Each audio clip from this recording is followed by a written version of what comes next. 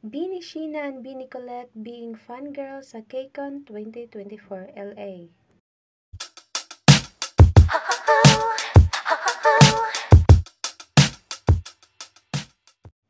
From being a fan at ngayon naka-perform na sila on the same stage sa kanilang idolo, a dream come true for them.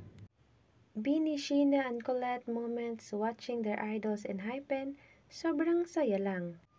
Napasigaw pa ito ng ang lapit at napatalon-talon pa, nakikisabay sa performance ng kanilang idolo.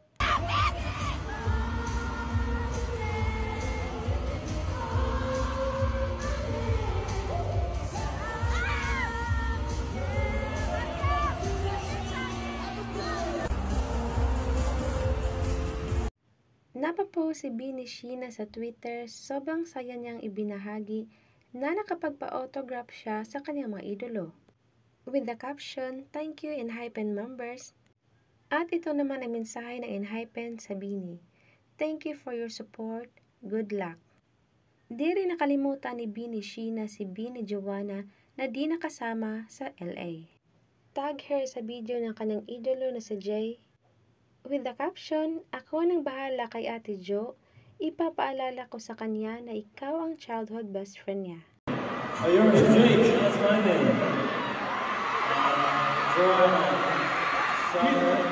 Kristen.